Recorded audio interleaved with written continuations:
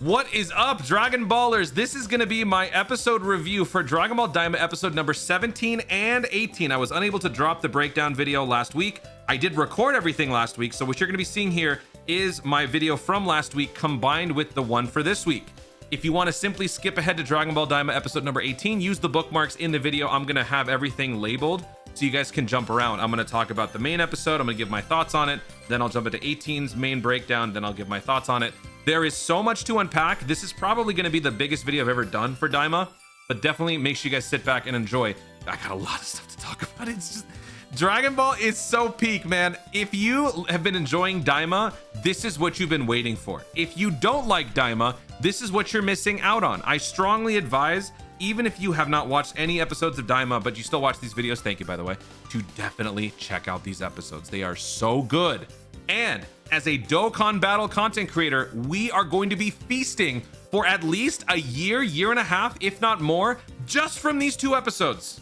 Okay? Just from these two episodes. Daima is going to be a major part of Dokkan's future, I'm telling you. So if you guys have been enjoying the series so far, make sure you guys hit that subscribe button. I'm going to be breaking down these two episodes here and the final two episodes of the series over the next 2 weeks. Make sure you guys don't miss out. Full spoilers ahead once again. Without further ado, let's jump into it.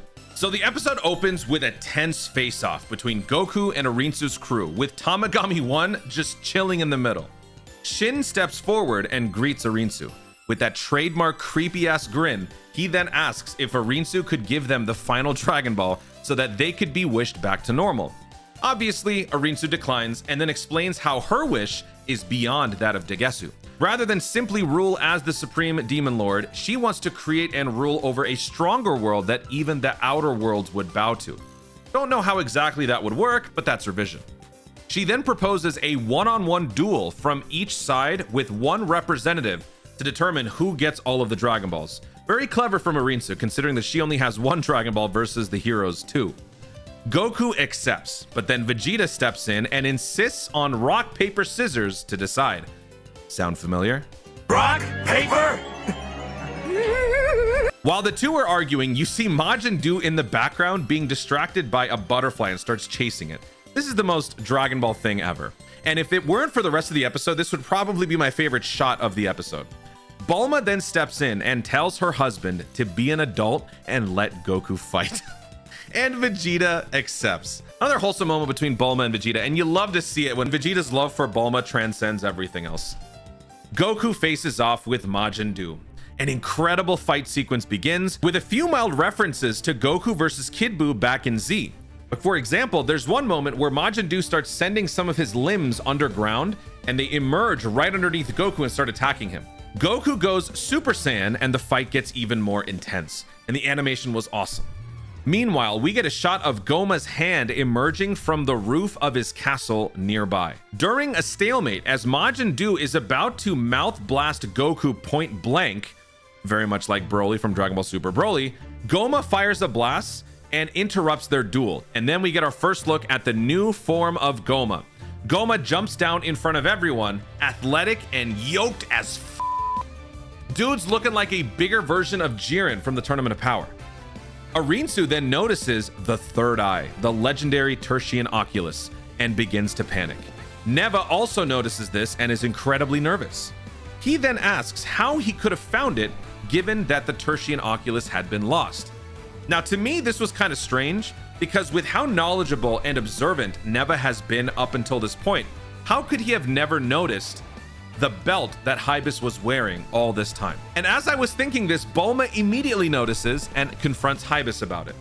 After asking him, Hybis very nervously dismisses the question. You can tell Hybis was a little concerned at that point. Gomah then uses his magic to create an arena to fight Goku and the others. Very Cell Games-esque. But insert Scryed sound effect. Yeah, dude.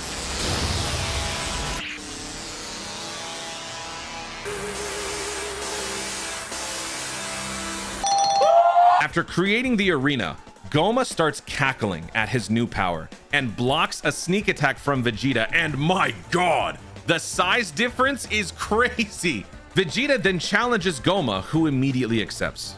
Wanting to test out his power, the two start exchanging a couple of punches before Vegeta has to go Super Saiyan and charge in. His attacks do nothing, and Gomah throws him aside. Literally.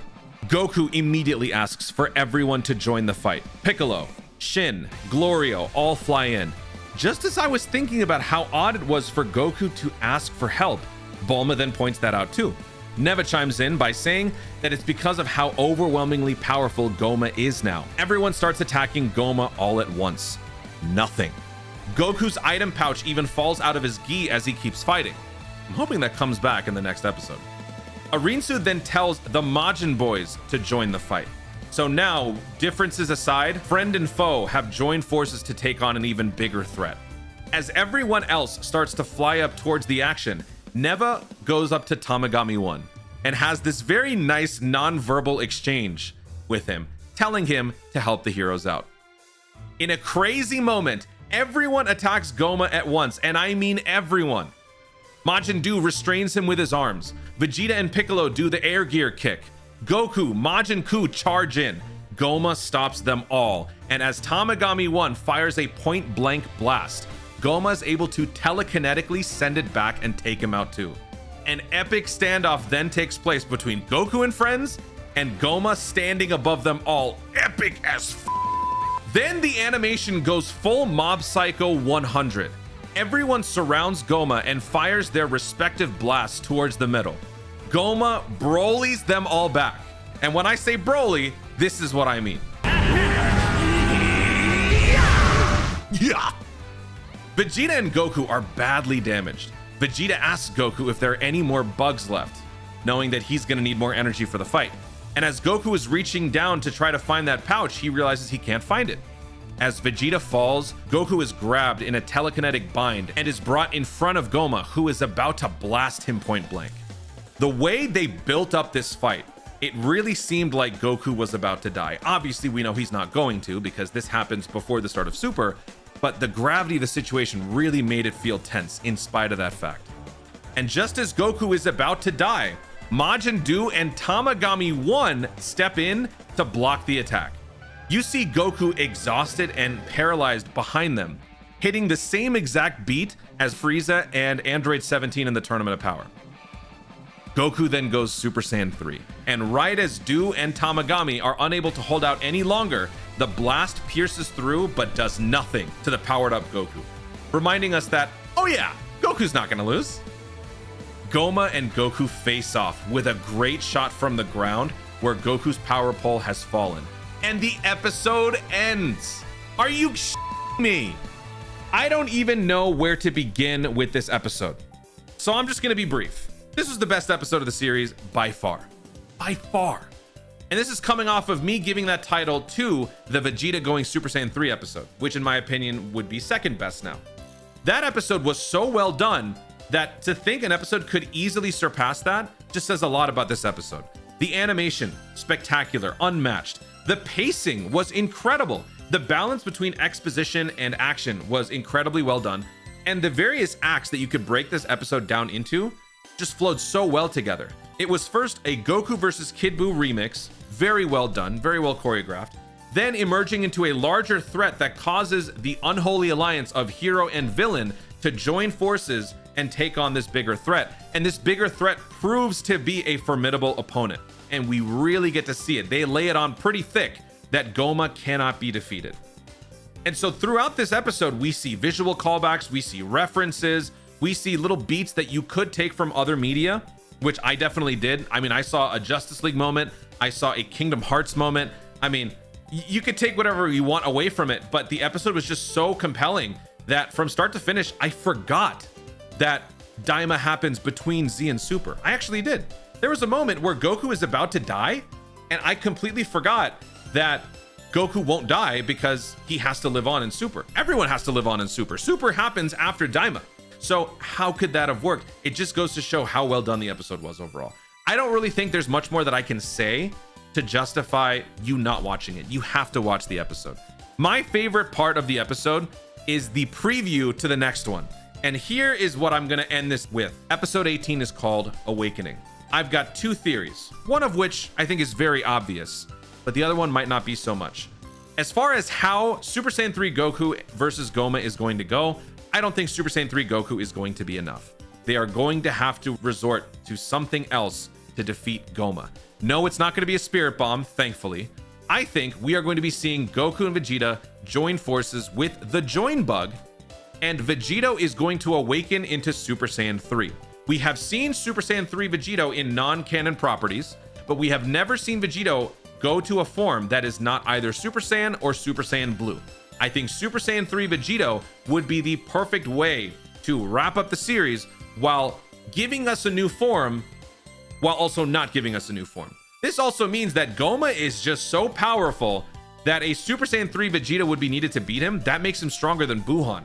So this is going to once again call into question, how do you move on past the series? This whole universal reset idea, it just gets harder and harder to buy into. But honestly, at this point, I just don't care about that. I don't care about the aftermath. I just want to see this series end on a very well executed note. We still have 3 episodes left. We've got 18, 19, and 20.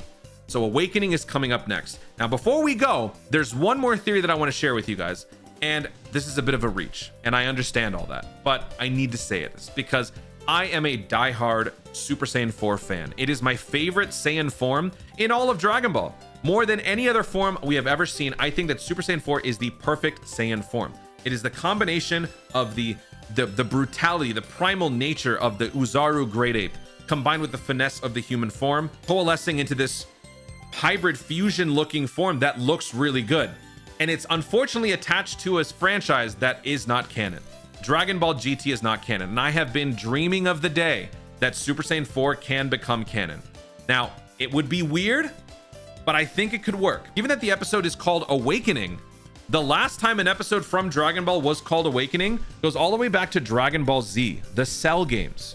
In the episode Awakening, during the Cell games, Gohan goes Super Saiyan 2 in an explosion of rage. If Gohan going Super Saiyan 2 happens during an episode called Awakening, it is no coincidence that they are calling this episode Awakening. It could still be in reference to Vegito ascending to a new form, sure, but a brand new form altogether for Goku would also be very fitting. Again, I don't know how this would work in terms of the aftermath, but I'm just talking about the here and now. If Goku were to achieve Super Saiyan 4 against Gomah, that would complete all of my dreams as a Dragon Ball fan. Vegeta going Super Saiyan 3 and Super Saiyan 4 being canon. I'm going to talk a little bit about the manga. This is not a spoiler, but eventually in the Dragon Ball Super manga, our heroes obtain new forms. Along the way, Broly becomes a good guy from the events of Dragon Ball Super. Eventually, I think Broly would be the perfect candidate to inherit the Super Saiyan 4 form, and that would be a great way to bring that form into the canon. So if this were to happen here, it would establish a precedent that Super Saiyan 4 exists in the Dragon Ball space, in the canonical Dragon Ball space, leaving the door more open, in my opinion, for Broly eventually to inherit Super Saiyan 4 Primal, or whatever they want to call it, right? You got Beast Gohan, you've got these new forms for Goku and Vegeta. They're unique forms catered to them. So if Broly were to inherit the rage-infused form that is Super Saiyan 4 Primal, it would actually fit very well. So the more that I talk about it, the more that I want to see it, but it's probably not going to happen. It's got to be Awakening has to be a reference to Vegeta, but we'll see. This is just my thoughts on the episode. Hopefully you guys enjoyed this. I cannot wait for episode 18. It is going to kill me to wait 7 freaking days for this. I have to wait 7 days. What? What the And now we jump into Dragon Ball Daima episode number 18, Awakening. What you just heard was just a snippet of my reaction to that moment. So this is your last chance to run away if you haven't seen the episode. Massive spoilers coming up. Let's jump in. The episode opens with Goku once again turning Super Saiyan 3. He then charges in and delivers a serious gut punch to Gomah. And you can see that it actually does a number on Gomah for once. Up until this point, they were unable to do anything, but Goku finally lands a significant hit on Gomah, who then starts to get serious and fights back. Everyone starts cheering Goku on as Majin Buu and Tamagami 1 rejoin the fray. Majin Buu actually takes exception to Goku quote-unquote powering up. He might have a plan of some kind. Buu and Tamagami 1 are quickly disposed of again as Majin Buu throws a cookie directly into Majin Buu's mouth, who immediately senses it and devours it. He then screams over to Buu, telling him to power up. Majin Buu watches Goku power up nearby, and he starts to scream as he begins to power up as well. Majin Buu starts powering up to the point that pointy spikes start emerging from the back of his head as he dons his own version of Super Saiyan 3, and we get a shot of Goku and Majin Buu together, the Super Saiyan 3 brothers. What do we want to call it? Super Buu 3? Buu then grabs Gomah again, only this time, instead of a tinier limb that's just stretching all around, he uses a giant fist to encapsulate Gomah. Goku then swoops in and punches him in the face, and the two begin teaming up, doing some major damage to Gomah, who is now on the ropes. Then all of a sudden, when you think things are going their way, Majin Buu quickly loses all of his power. It's very clear that the energy that he gained from that one cookie has run out, and then Gomah knocks him out. I actually love this. This is a nice play on the usual trope of someone powering up, being very powerful, going on for a little while after that. This time, they just completely flip the script. Tamagami 1 then steps in and continues the joint attack with Goku as the two begin getting an edge on Gomah. It is then Gomah's third eye that activates, insert scried sound.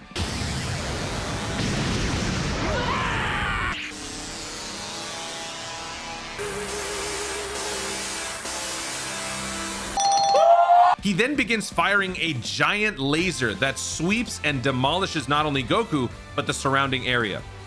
Goku is worn out, unable to do anything to Gomah, who then starts blasting him some more, point blank. Gomah decides it's time to end them all, so he rises up and charges a death ball attack. And they used a cool new design language on this energy ball. Instead of just being a glowing ball pulsating, it's more like a series of circles sort of spinning in unison. As Goku is looking up at his inevitable demise, Neva walks right up in front of him, in the middle of the battlefield, in between Gomah and Goku. While Gomah is charging up, Neva fires some sort of energy into Goku. We then see Goku lying on the ground in more of a tranquil state. We see the effect of a drop of water permeating in the background. Goku starts to change. In an incredible sequence, Goku begins to awaken. His body is changing. His hands are increasing in size. His hair color is changing. He's developing fur, a tail. Goku goes Super Saiyan 4. I mean, what the yeah. Dude. Gomah immediately sees this and fires his death ball, but it's blocked and repelled by the new look Super Saiyan 4. It's an updated redesign of the character all the way from back in GT. And this new look has a few changes, and I'm okay with it. His hair is not the typical black color hair. It's actually more akin to Super Saiyan 4 Gogeta, or maybe more specifically, the Limit Breaker Super Saiyan 4 form with more of a magenta hue. His fur is also not pure red, but more magenta, again, similar to Super Saiyan 4 Limit Breaker. His arms appear to be slightly larger and longer, which gives a sort of similar design to that of a monkey or a gorilla, which I do think is a very nice touch. They're leaning into the 8 design, and I really like that. Piccolo then even comments on his powerful ki. So this is once again a reminder that this is a mortal-based form and not a divine one. We learn in Super, the divine forms are not forms that can be perceived by mortal beings. Goku and Gomah face off once again, only now Goku is able to stop all of Gomah's attacks. After several shots back and forth, Goku lands another devastating punch into Gomah's chest. He's clearly in pain and disoriented. But then the third eye activates again and retaliates on its own. Clearly the third eye is a sentient being adding his own level of power to Gomah. But Goku bounces back and continues to kick Gomah's ass. Gomah powers up with a new purple aura and telekinetically fires all surrounding debris at Goku in a Hellzone grenade style attack. Goku is able to dodge all of it and move closer and closer towards Gomah, and we even see a shot of Goku traversing one of the large pieces of debris in a similar stride to that of a gorilla, which is again a really nice touch. I think that that's pretty great. Goku is able to stop Gomah again, and the two face off with Gomah looking more and more desperate. Glorio, Majin Buu, Tamagami 1, Piccolo, and Shin all rush back in. Vegeta is still unable to do so. They all begin attacking simultaneously, and nobody is able to scratch Gomah except for Goku. Goku knocks Gomah away, Broly style. As Gomah charges back, we see Goku powering up even more. And what's great here is you even get to see some of those water drop effects popping up around the aura. So this is very much, I think, a Neva power signature. It's Goku's Saiyan form powered up with the Neva multiplier. Glorio, watching from a distance, seems to feel for Goku's desperation. As Glorio begins to power up, he then charges a magic blast and fires it at Gomah along with Piccolo's special beam cannon. Gomah is able to quickly respond and blast it back, taking them both out. But as they're falling, Glorio sees Goku's now powered up form with a Kamehameha charging. And so this is where we think it's going to come to an end. Gomah manages to land a vicious punch and knock out Goku. We even see Goku's eyes fading out. And in an absolute twist that nobody saw coming, as Goku is flying away, he once again resumes charging the Kamehameha, and now as he's flying back upside down, he manages to land a direct Kamehameha blast shot right on Gomah. And as he fires this blue beam, Goku powers up mid-blast, and the beam is engulfed with orange flames and takes out Gomah. The animations are absolutely stellar. Gomah crashes and creates a giant crater in front of Goku. But then suddenly, the large crater where Gomah lies is filled up with a purple bubble. The eye activates once again, and the entire arena is suddenly consumed by this purple glow. Gomah's hand emerges, and this time it's even bigger than it was before. Gomah is now the size of a titan. Goku charges in and tries to punch Gomah, but Gomah is able to effortlessly knock him out.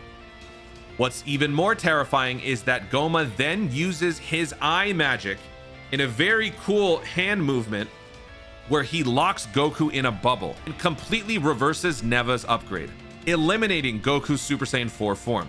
Glorio's communicator suddenly starts ringing amidst all the chaos as Arinsu tells Glorio to bring the Dragon Balls over to her. We then go back to seeing Goku losing his Super Saiyan 3 form as he reverts down to Super Saiyan, and then he reverts down to his base form. Glorio then approaches Hybis, telling Hybis to hand over the Dragon Balls to keep them away from danger. And naturally, Hybis says, Okay. As Glorio approaches Arinsu, she tells him that she wants to wish for even more magic power so that she can take out Gomah. It's revealed that she even had Glorio learn the Namekian language for this exact moment. Glorio seems hesitant and starts to think about how hard Goku and the others have been working to win, and he starts thinking about their time together. But just when you think he might refuse, he brings over the Dragon Balls to Arinsu and starts reciting the Namekian phrase. A light suddenly emerges from the Dragon Balls, and Gomah sees the light, noticing Purunga appear. He's the same exact Purunga design that we've come to know, only now he has red skin with a mild blue trim. Pansy sees Glorio standing with Arinsu and realizes he was a traitor all along. Gomah charges in to attack and stop Purunga, similar to Frieza, but Purunga is able to effortlessly flick him away with his finger. Arinsu then commands Glorio to wish for her to become the Supreme Demon King with the greatest magic power. You can see Glorio is still nervous, but eventually speaks the words. Purunga's eyes begin to glow, the wish is being granted, and the episode ends! What? Without stepping too much on the toes of what I already mentioned in the breakdown, I'll just say, first of all, I love the Super Saiyan 4 form. I think that this was a fantastic job in terms of redesigning it and making it look slightly different, but also capturing the same aesthetic from the original form. Obviously, the changes might be a mixed bag to some people, but I think that they did a good job because more of that ape-ness is captured in this new form. What I will say, though, to be quite honest, why exactly did this Neva power-up manifest into a Super Saiyan 4 form? I need to know more about the nature of this power coming out. Is this a simple temporary thing that Neva gave to Goku, or was it a power boost that allowed Goku to surpass the limits of a Super Saiyan 3 and eclipse that form with a brand new one? And if that's the case, why is it that this form is never mentioned or anything like that in Super? Obviously, the easy answer is Super happened before Daima, so they could not have possibly anticipated this. But when making a prequel series with something that happens afterwards that you know happens a certain way, you kind of have to accommodate for things like that. So this whole universal reset theory is going to have to be really well done for me to buy into the fact that we are not getting Super Saiyan 4 at all in Super. The only argument that you could make after Battle of Gods would be that the God form is stronger, which as a Super Saiyan 4 fan, that would bum me out. but that would justify them not having to resort to it. It's similar to how the question came up when Vegeta went Super Saiyan 3. Why did he never go Super Saiyan 3 against Beerus when Bulma got slapped, right? So you kind of have to take a few liberties when rationalizing this. The way I see this is I'm kind of just looking at it like I did with Breaking Bad. Breaking Bad was a story that happened within 5 seasons. And then after the success of Breaking Bad, they created a prequel series that happens before the events of Breaking Bad. But the actors look older. Certain liberties are taken that you simply just have to let go and enjoy the story. And so similarly, I feel like that's the only way that you can truly enjoy this episode without getting bogged down by the details. So for right now, I'm gonna let go of the details and I'm just going to embrace the fanfare behind the fact that my favorite form has now been canonized, quote unquote. So I'm gonna leave that there. I will also say though, the fact that Neva is the creator of the Dragon Balls and Purunga, being the dragon coming from it, is stronger than Gomah with his powered up Tertian Oculus, has me thinking, what the heck have any of these Namekians been doing all throughout Z, Super? These guys are bums compared to Neva. It is absolutely insane to look at the difference in power and capabilities of Neva versus anybody else. Anyone else at all. I just can't get over that. The animation again was so good. Seeing the flames of the primal rage encapsulate the Kamehameha beam was so well done. There's just so many moments that I could go back and list, but I don't want to do all that again. So I'm going to leave it at that. I like the Super Saiyan 4. I like the episode overall. I will think about the details and how the hell they're going to fix all this stuff by the end of the series later. For now, all of this hype has my brain spinning, and I'm going to leave it there. I'm going to give episode 17 an A+. I'm going to give episode 18 an A-. I think that episode 17 was an overall better episode just because there was more juggling that was well done. Super Saiyan 4 was a great thing, don't get me wrong, but I'm trying to not be biased here. I think overall 17 was the better episode, but both are fantastic.